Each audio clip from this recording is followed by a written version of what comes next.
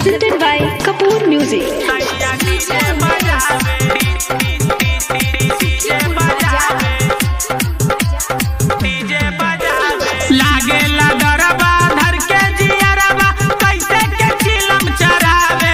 सैया डीजे बजावे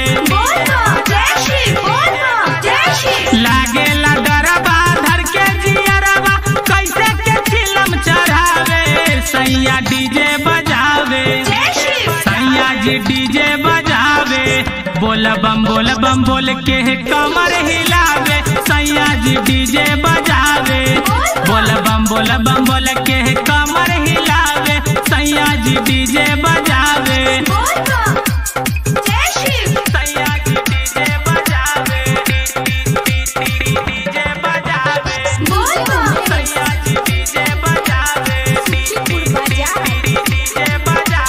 recording studio Sutihara Sitamarhi.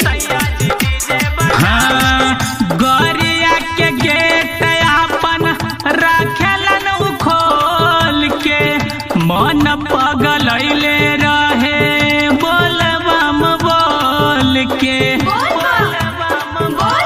हाँ हाँ, गोरिया के गेट अपन रखेलन खोल के मन पगलैले रहे बोल बम बोल के। कैसे के कही सीतामढ़ी जिला बम के आदत बाटे उनका गजा और चिलम के आदत बाटे उनका गजा और चिलम के।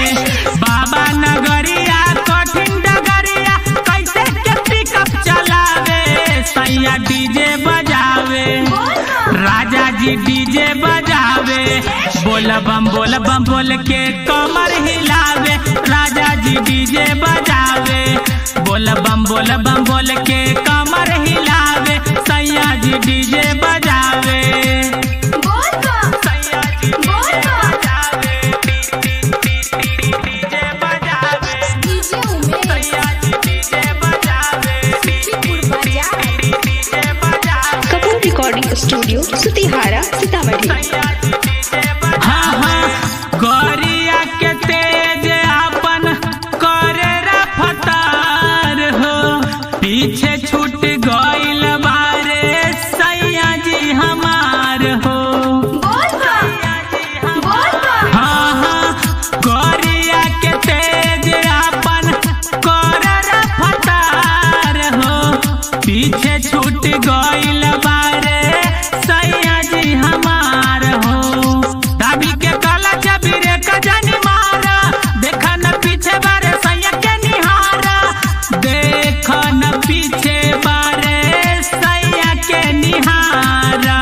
राइटर जितेंद्र गावे सुरेंद्र सूरज कमर हिलावे सैया डीजे बजावे राजा जी डीजे बजावे बोल बम बोल के कमर हिलावे राजा जी डीजे बजावे बोल बम बोल के कमर डोलावे सैया जी डीजे बजावे लागेला डरबा धर के जियरबा कैसे के चिलम चढ़ावे सैया डीजे बजावे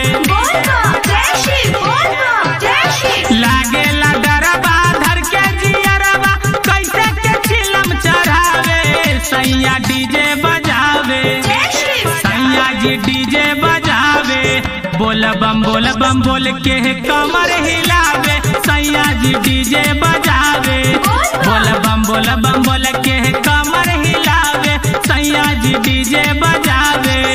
कपूर रिकॉर्डिंग स्टूडियो सुतिहारा सीतामढ़ी।